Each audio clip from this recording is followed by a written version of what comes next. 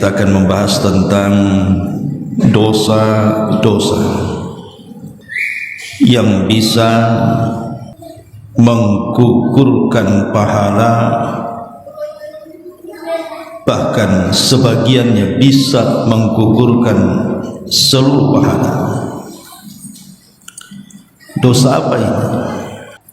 Ma'asyiral muslimat yang dimuliakan Allah Subhanahu wa taala. Kita tahu bahwa kita sebagai hamba Allah Subhanahu wa taala yang Allah ciptakan dengan tujuan untuk beribadah kepada Allah. Artinya bahwa kita hidup ini diperintahkan untuk banyak beramal saleh dan berusaha untuk mengikhlaskan semua amal saleh itu untuk Allah Subhanahu wa taala. Dan kita tahu bahwa Allah Subhanahu wa taala sudah mentakdirkan bahwa setiap yang melakukan kebaikan, ibadah ataupun amal-amal saleh, di sana ada iblis dan syaitan yang sangat tidak suka dengan perbuatan itu, sehingga mereka berusaha untuk menghalang-halangi kita melakukan amal saleh dan ibadah dengan upaya dan jerih payah mereka. Bagaimana caranya agar kita menggagalkan amal saleh kita, minimalnya walaupun sudah terlanjur melakukan amal saleh, dibuatnya rusak amal saleh itu. Ma'asyiral muslimat yang dimuliakan Allah Subhanahu wa taala, melakukan amal saleh seperti seseorang melaksanakan salat, puasa, sedekah dan ibadah-ibadah yang lainnya, terkadang oleh sebagian orang itu mudah dilakukan, walaupun oleh sebagian orang mungkin sulit dilakukan. Tetapi bagi orang-orang yang mudah melakukan perbuatan kebaikan itu dan ibadah kepada Allah Subhanahu wa taala, belum tentu mereka sanggup menjaga pahala yang sudah mereka dapati dari amal saleh itu. Dengan kata lain, beramal itu mudah, tapi menjaga amal itu belum tentu. Karena sadar ataupun tidak, di masyarakat kita ini terkadang ada di sebagian kita melakukan amalan-amalan yang justru membatalkan pahala yang sudah kita dapat dalam bentuk dosa-dosa, yang dosa ini juga bertingkat-tingkat. Ada yang paling besar dan ada yang dosa besar. Baik, kita akan sebutkan dosa apa yang bisa menggugurkan, di mana sebagian dosa bisa menggugurkan pahala secara keseluruhan dan sebagian dosa boleh jadi tidak menggugurkan pahala secara keseluruhan. Yang pertama, al-isyraku billah, kesyirikan kepada Allah Subhanahu wa taala. Allah Subhanahu wa taala berfirman, laqad uhiya ilaika wa ilal ladzina min qablika la in asyrakta la yahbatanna 'amaluka wa la takunanna minal khasirin. Dan sungguh telah diwahyukan kepadamu dan kepada orang-orang sebelummu, jika engkau wahai Muhammad melakukan kesyirikan, sungguh akan lebur amalanmu dan engkau termasuk orang yang rugi. Kalau ayat ini menegur Nabi kita Muhammad sallallahu alaihi wasallam, kalau sekelas Nabi sallallahu alaihi wasallam saja melakukan kesyirikan, habis semua amalnya dan dia termasuk orang-orang yang rugi, padahal predikat dia seorang nabi dan rasul, bahkan dosanya sudah diampuni yang telah, yang sedang dan yang akan datang. Tetapi kalau seorang Muhammad, Nabi kita Muhammad sallallahu alaihi wasallam melakukan kesyirikan, tidak ada yang selamat, walaupun dia Muhammad sebagai nabi dan rasul. Kalau dia melakukan kesyirikan, tetap gugur amalannya dan dia termasuk orang yang rugi.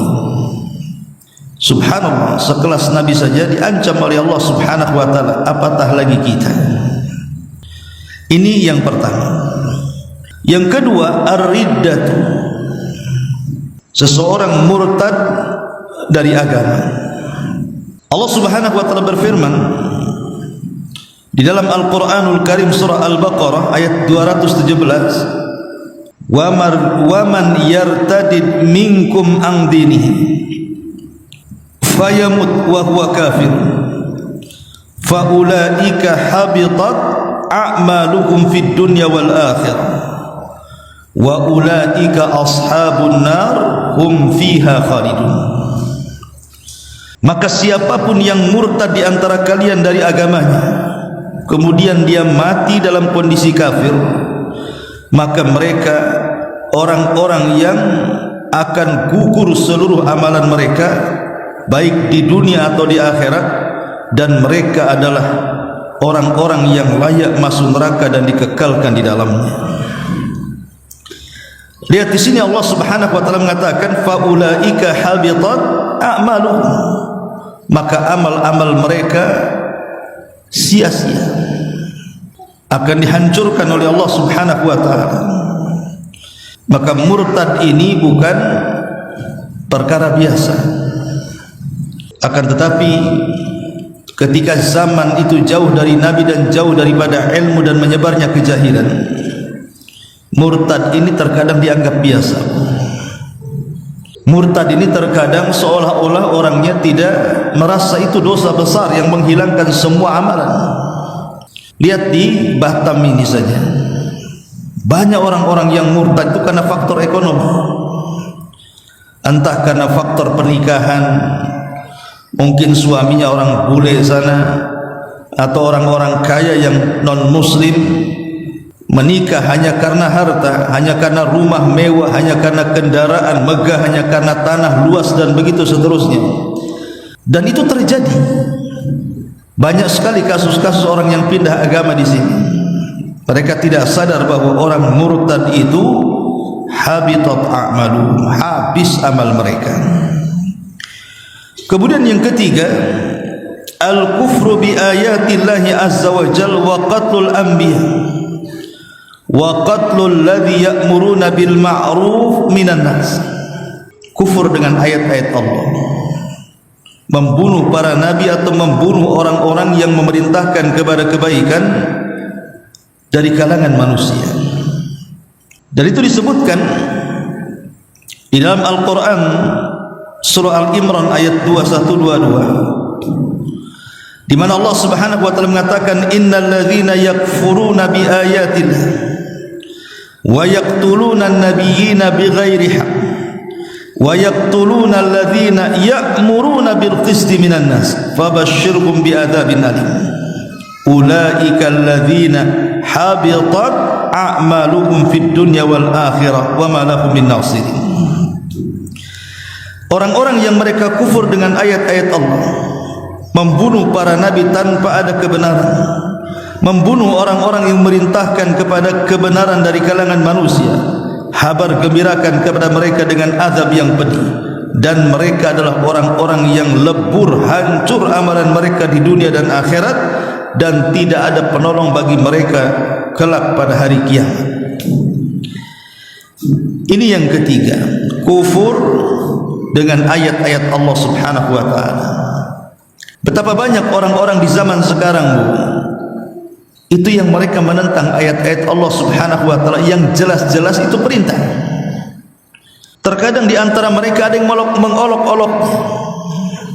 mengolok-olok sebagian ayat Allah Subhanahu wa taala atau hadis-hadis Nabi sallallahu alaihi wasallam. Contoh, orang-orang yang mereka menganggap bahwa semua agama sama.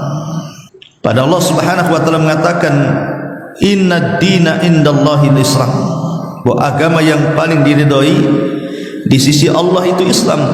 Bagaimana mungkin orang mengatakan semua agama sama? Padahal tidak ada agama yang paling diridhoi kecuali Islam. Tidak lain karena mereka kufur dengan ayat-ayat Allah Subhanahu wa taala. Dari mana segi perbedaannya? Ya jelas beda. Agama yang menyatakan Tuhan itu satu dengan agama yang mengatakan Tuhan itu tiga kan berbeda.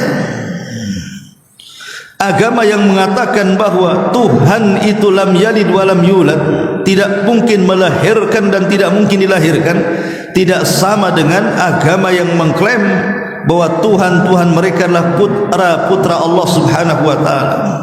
Sebagaimana Allah mengatakan dalam surah At-Taubah, wa qalatil yahud Uzair ibn Allah wa qalatin nasara al-masih ibn Allah. Berkata Yahudi Uzair itu putra Allah, berkata orang-orang Nasrani Al-Masih Isa itu putra Allah.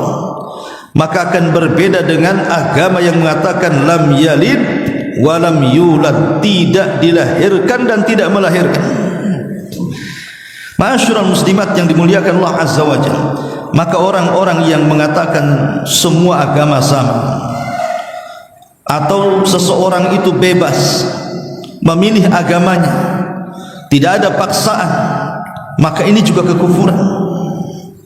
Atau mengolok-olok agama, baik dengan lisannya, baik dengan perbuatannya, seperti menginjak Al-Quran, baik secara hakiki diinjaknya dengan kakinya, atau secara ma'nawi memperolok-olok Al-Quranul Karim dengan mengubah-ubah makna-makna atau tafsir-tafsir ayat jauh daripada penafsiran yang benar, yang menyimpang dari penafsiran para ulama Rabbani. Ma'asyiral muslimat yang dimuliakan Allah Subhanahu wa taala, maka ini juga bagian daripada dosa-dosa yang bisa menggugurkan amal kebaikan. Kemudian yang keempat, karahiyatu syai'in minal Quran wa itba' ma askhatallah, membenci walaupun sedikit dari Quran, atau mengikuti apa yang membuat Allah Subhanahu wa taala murka. Membenci sesuatu yang datang dari Quran atau sunnah Nabi sallallahu alaihi wasallam ini merupakan pintu kekufuran. Pintu kekufuran. Ada orang yang berpakaian syar'i, menutup aurat, sebagiannya mungkin pakai cadar, pakai niqab dan yang sejenisnya, kemudian dicaci, dicela. Itu pakaian apa itu? Pakaian kayak ninja. Pakaian apa itu? Buat harodang saja. Pakaian apa itu? Cantik-cantik sayang dibungkus, macam-macam.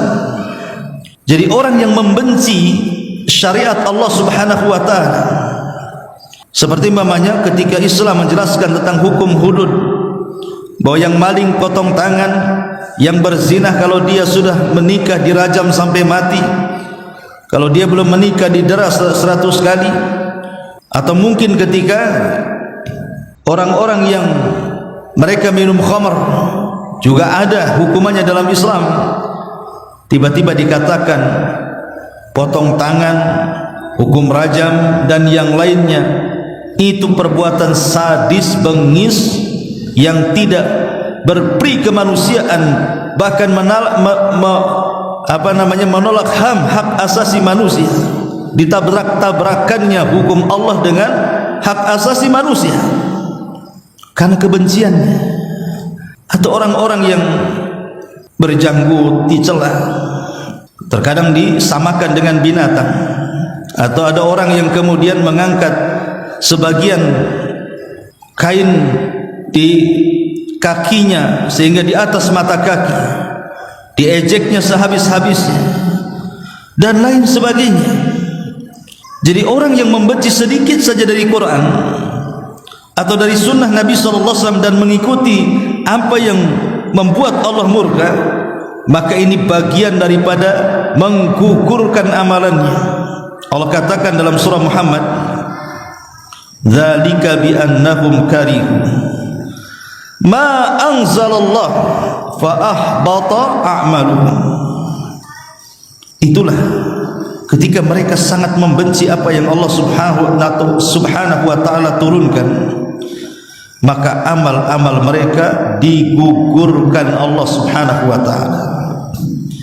Maka jangan sampai kita membenci sedikit pun dari Al-Quran dan sunnah Nabi sallallahu alaihi wasallam, karena akibatnya fatal, bisa menggugurkan amal kita. Kemudian yang kelima, an-nifaq, perbuatan nifaq, kemunafikan. menampakkan keislaman tapi menyembunyikan kekafiran. Kalau di zaman Nabi SAW orang munafik itu mereka takut menampakkan dirinya, karena sampai kalau ketahuan bisa dibunuh dia, sehingga mereka pun bersembunyi-sembunyi sampai-sampai banyak para sahabat terkecoh dengan orang-orang munafik dan tidak bisa membedakan mana munafik mana sahabat, termasuk Nabi. Kalau bukan karena Allah Subhanahu wa taala membongkar orang-orang munafik, hatta Nabi sendiri tidak tahu siapa mereka. Tapi Allah Subhanahu wa taala Maha mengetahui, diberitahu nama-namanya. Dan Nabi sallallahu alaihi wasallam memanggil Hudzaifah bin Yaman, sirrun Nabi, pemegang rahasia Nabi, untuk mencatat dan tidak boleh ada yang tahu siapapun manusia kecuali dia dan Nabi sallallahu alaihi wasallam. Artinya di zaman Rasul orang munafik itu takut untuk terang-terangan. Tapi di zaman sekarang munafik itu terang-terangan, bahkan punya channel di YouTube, punya channel di TikTok, di Instagram, di apa, untuk apa? Live dalam rangka menghina Islam. Padahal dia mengaku Islam, tapi dia hina Islam terang-terangan. Masyarul muslimat yang dimuliakan Allah Subhanahu wa taala, dan itu banyak di negeri kita ini. Orang-orang yang kemudian membuat khurafat-khurafat dalam Islam, menyuruh manusia untuk meminta-minta di kuburan, menyuruh manusia untuk percaya dengan kisah-kisah khurafat dan begitu seterusnya.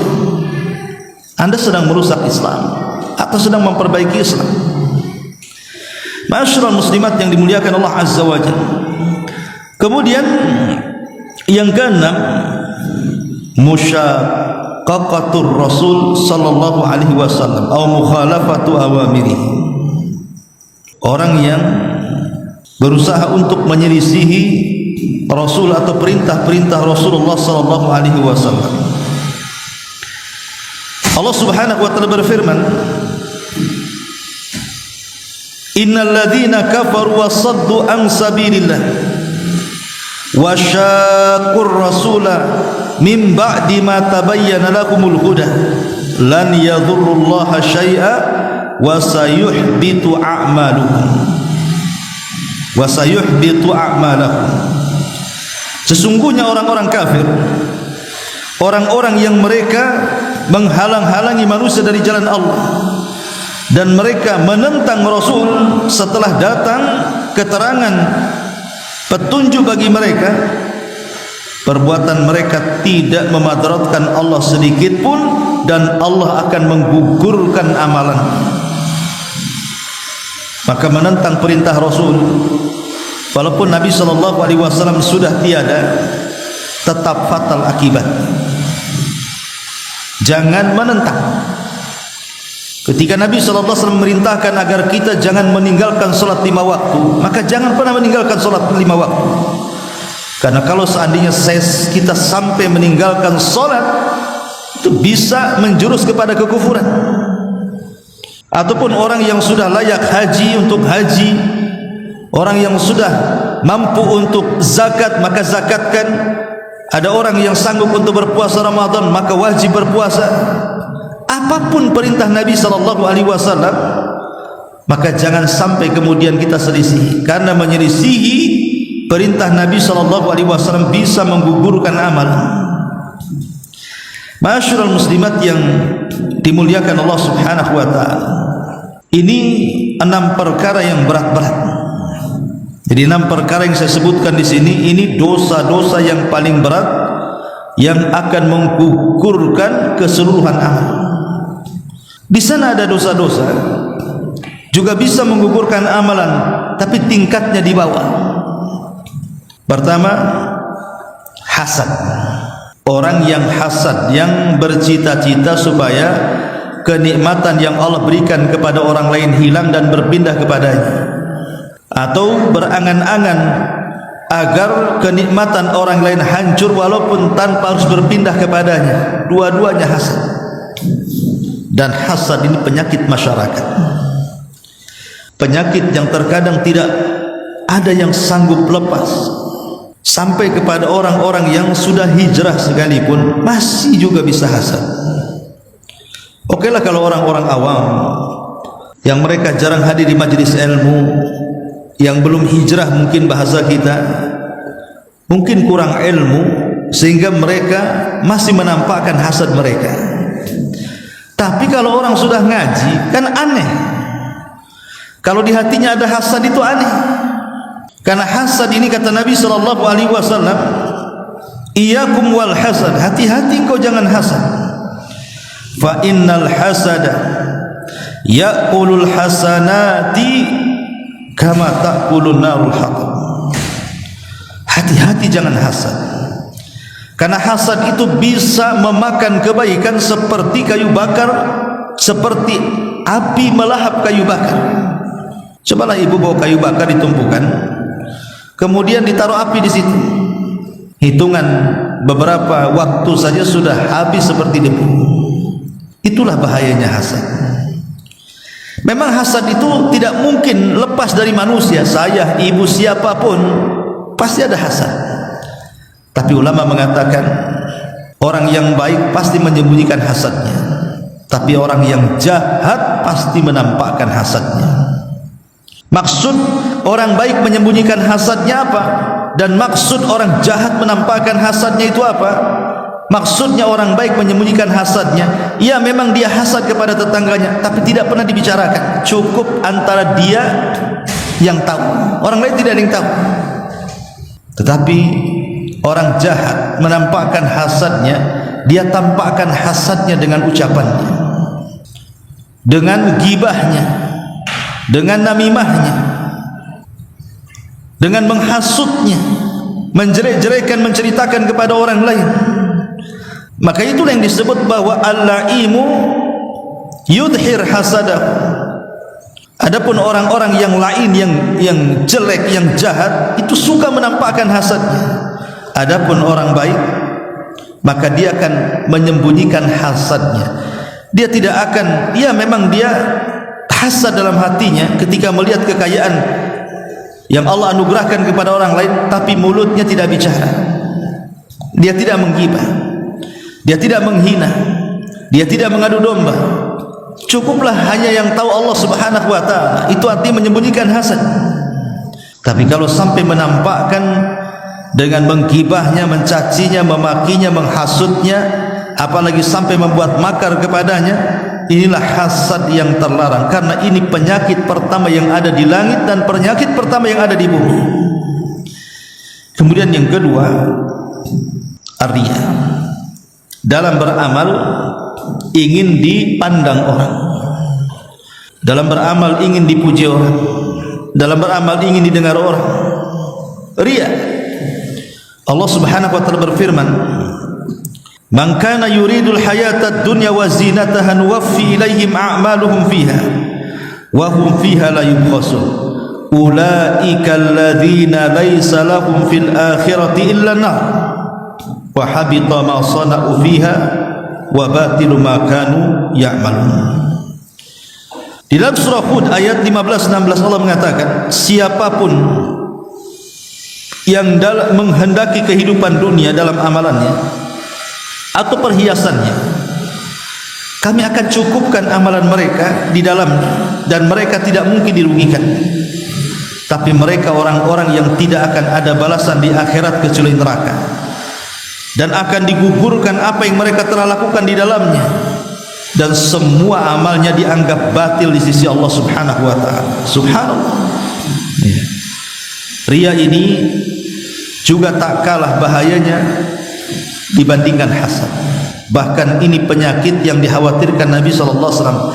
Karena riya ini sadar ataupun tidak sadar, Bu, ini penyakit-penyakit tersembunyi. Karena riya ini terkadang datangnya itu tiba-tiba begitu saja, tahu-tahu datang saja. Ketika ibu sudah ikhlas dari rumah itu memang ingin sedekah, di tengah jalan nampak berjumpa dengan kawan. Mulai setan datang menggosok-gosok hatinya, kasih tahu kau mau sedekah. Mulailah cerita dengan kawannya. Ketika ditanya, mau kemana om? Ini mau ngantarkan sedekah. Nah, ini kan Awalnya sebenarnya ikhlas pulang berangkat dari rumah membawa sedekah itu untuk disampaikan kepada fakir miskin umpamanya atau anak yatim. Tidak ada niat riya sama sekali. Gara-gara di tengah jalan ketemu kawannya, nyapa mau kemana gitu ya, setan masuk. Mau kemana Ini mau ngantar sedekah.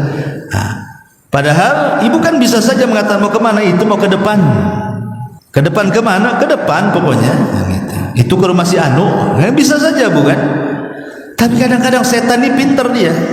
Memang kelihatan jujur jawabannya, tapi di balik kejujuran jawaban itu justru ada riya yang akan mendorong habis semua amal yang dilakukan. Sedekahnya itu tidak berpahala. Ma'asyiral muslimat yang dimuliakan Allah Subhanahu wa taala, makanya hati-hati dengan riya. Yang ketiga, qati'atur rahim, memutus silaturahim. Nabi sallallahu alaihi wasallam mengatakan, innal a'mal tu'radu kulla khamisin wa lailatil jum'ati fala yaqbalullahu amala qati'ir rahim.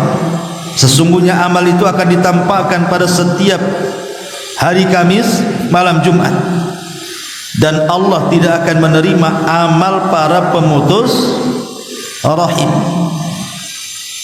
Orang yang memutus tali silaturahim, maka Allah tidak menerima amalan. Subhanallah. Kita tahu bahwa amalan itu diangkat. Ada yang berupa harian, ada yang berupa pekanan, ada yang berupa tahunan. Seperti harian, amal kita diangkat di waktu asar dan subuh. Pekanan, amal kita diangkat di waktu hari Senin dan Kamis. Kemudian tahunan, amal kita diangkat di setiap bulan Sya'ban. Tetapi orang-orang yang memutus silaturahim, maka amalannya percuma, tidak akan diangkat. Maka memutus silaturahim ini bisa menghalangi amalan kita akan diangkat dan diperlihatkan di sisi Allah Subhanahu wa taala. Kemudian yang keempat, ghibah. Orang yang menggibah, dzikraka akhaka bima yakrah, kata Nabi. Engkau menyebutkan saudaramu dan kalau dia dengar dia tidak suka. Itulah ghibah. Kita menyebutkan saudara kita, apakah penyebutannya baik ataupun jelek, kalau dia mendengar dan tidak suka dengan cerita kita, maka itu ghibah. Subhanallah. Rasul ketika memberikan definisi ghibah tidak menyebutkan apakah kita membicarakan orang itu dengan kebaikan ataukah membicarakan orang itu dengan keburukan. Kalau dia dengar tidak suka, itu namanya ghibah. Tapi umumnya ghibah itu tidak ada membicarakan orang kebaikan, rata-rata keburukan. Menggibah orang itu kan rata-rata yang diucapkan keburukan, mengumbar aib orang, menjelek-jelekan orang, menghina orang. Makanya ghibah ini juga bisa membatalkan amal. Karena nanti pada hari kiamat ada orang-orang yang dianggap kaya dengan pahala, bahkan pahalanya sebesar gunung-gunung, tiba-tiba lisannya yang menghancurkan amalan itu. Kata Imam Ibnul Qayyim rahimahullahu taala, wa innal abda la ya'ti yaumal qiyamah, dan sesungguhnya seorang hamba kelak akan datang pada hari kiamat bihasanati amsalil jibal, dengan kebaikan-kebaikan sebesar gunung-gunung. Fayajidu lisanahu qad hadamaha alaih, dan sungguh didapati lisannya telah menghancurkan amalan semuanya, kullah. Lihat bagaimana dosa lisan ghibah ini bisa menghancurkan banyak pahala, walaupun pahala itu segunung. Dan ini menunjukkan bahasa lisan kan? Karena lisan ini kan bisa dibawa kemana saja. Dia bisa dengan lisan itu menghapuskan dosa segunung, bisa juga dengan lisan itu menghilangkan pahala segunung. Seperti orang yang banyak berzikir, itu bisa menghilangkan dosa-dosa walaupun menggunung-gunung besarnya. Tapi lisan ini juga bisa menghabiskan amalannya walaupun bergunung-gunung, seperti ghibah contohnya. Ma'asyiral muslimat yang dimuliakan Allah Subhanahu wa taala. Kemudian selanjutnya yang nomor 6, tarkus salatil asri, meninggalkan sholat asar. Hati-hati meninggalkan sholat asar, karena sholat asar ini adalah satu di antara 5 sholat yang disebut dengan sholatul wusta, yang Allah katakan hafidhu ala sholawati was sholatil wusta, jaga oleh kalian 5 waktu sholat, terutama sholat wusta. Kata Rasul, man taraka sholatal asri faqad habita amaluhu. Siapapun yang meninggalkan sholat asar, maka habis amalannya, kata Nabi. Maka jangan sampai meninggalkan sholat asar. Kemudian juga yang ke-7, ujub. Ke-6. Yang ke-6 adalah ujub. Ujub itu artinya merasa bangga dengan amalan. Makanya ada istilah para ulama, kalau ada orang yang tidak pernah bermaksiat, hidupnya dihabiskan untuk beribadah, tapi dia merasa ujub dengan amalannya, itu tidak lebih baik dibandingkan orang yang bergelimang dengan dosa tapi dia selalu menangis dan ingin bertobat. Saya ulangi, ada orang yang menghabiskan hidupnya untuk ketaatan, solat tinggal, tidak pernah tinggal, puasa tidak pernah tinggal, tahajud tidak pernah tinggal, sedekah tidak pernah tinggal, silaturahim, sebutkan kebaikan, dia tidak pernah tinggal, sempurna dengan kebaikan, tapi hatinya ujub, merasa lebih hebat dibandingkan orang, merasa lebih baik dibandingkan orang. Yang seperti ini, kata Rasul, kata para ulama, tidak lebih baik dibandingkan orang yang bergelimang dengan dosa tetapi selalu menangis karena takut kepada Allah dan ingin bertobat. Karena ujub ini adalah perbuatan iblis, dosanya iblis yang mengatakan di hadapan Adam, ana khairum minhu, saya lebih baik dibandingkan si Adam. Ujub. Maka jangan sampai ujub. Kemudian yang nomor 7, at-ta'ali 'ala Allah. At-ta'ali 'ala Allah, kurang ngajar dengan Allah Subhanahu wa taala atau melampaui batas dari batasan yang Allah sudah batasi. Seperti mudah memponis orang, merasa kita lebih baik dari orang, akhirnya kita ponis orang. Si anu itu sholat pun tidak, langsung neraka dia. Si anu bakhil, nggak pernah lihat sedekah, neraka dia.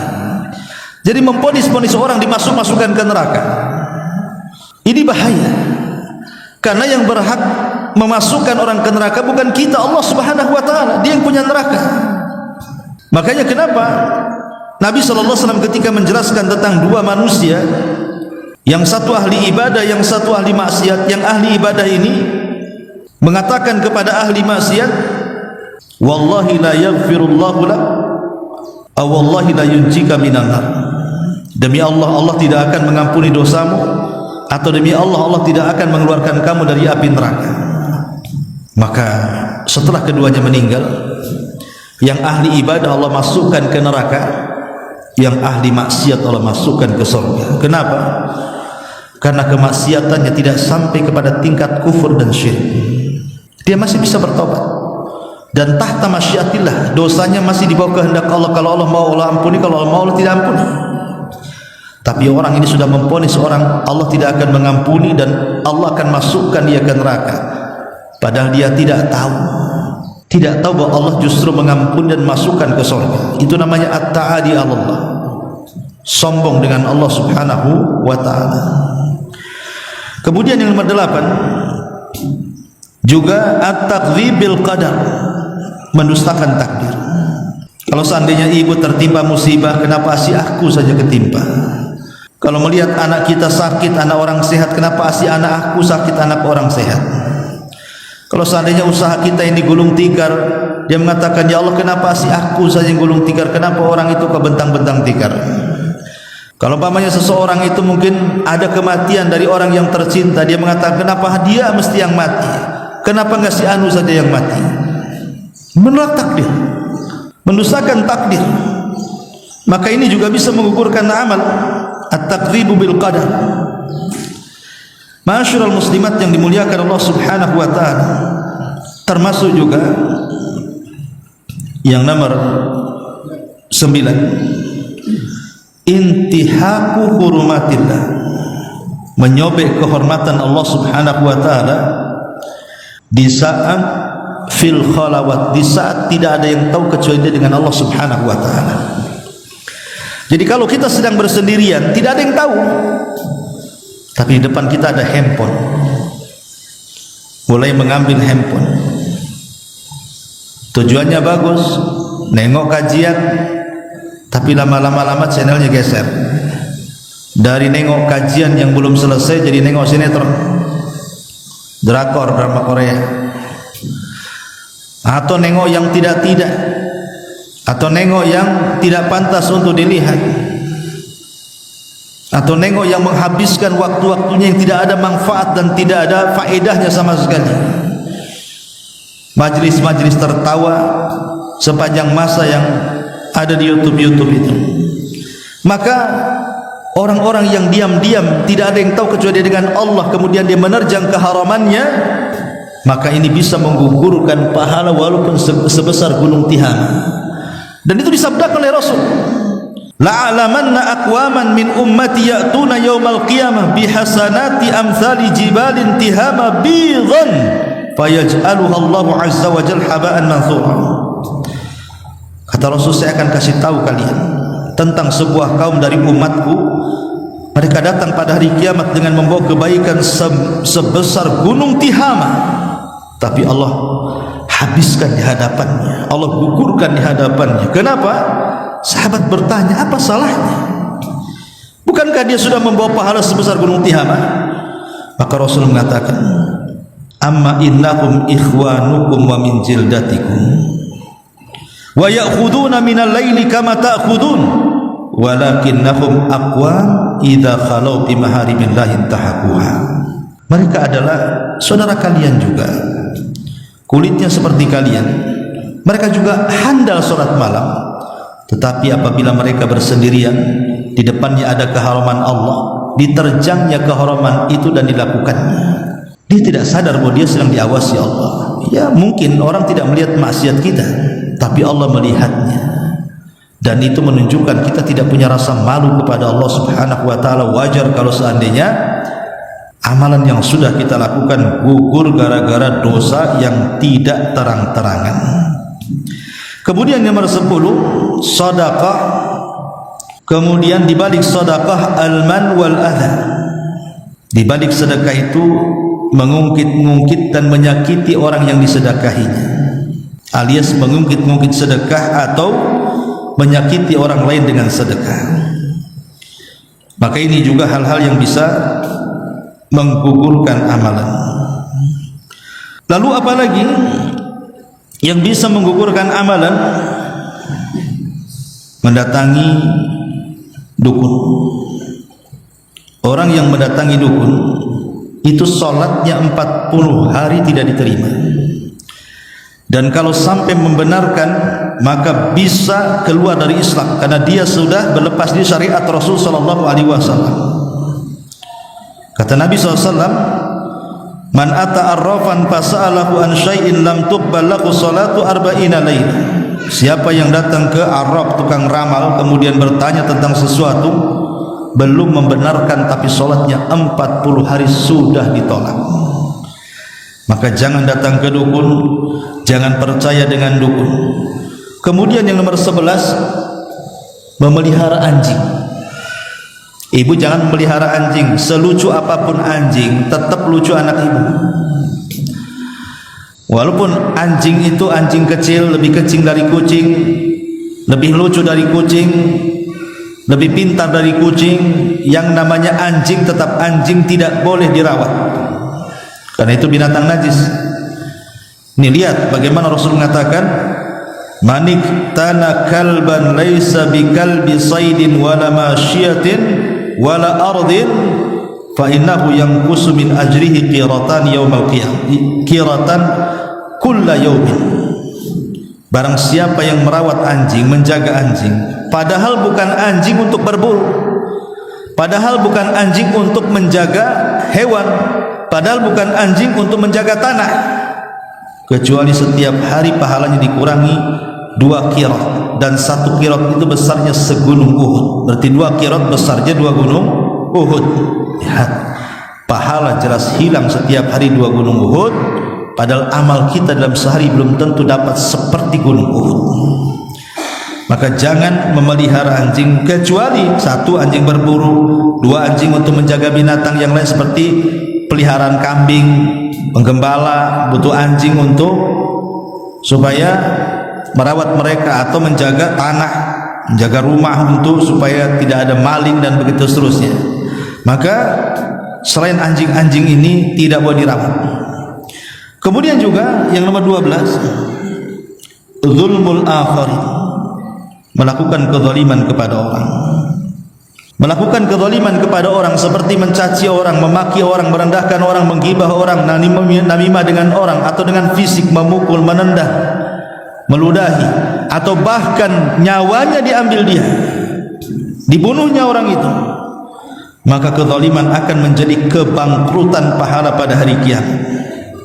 Kezaliman bisa menjadi kebangkrutan pahala pada hari kiamat. Dan yang terakhir, syurbul khamri, minum khamr.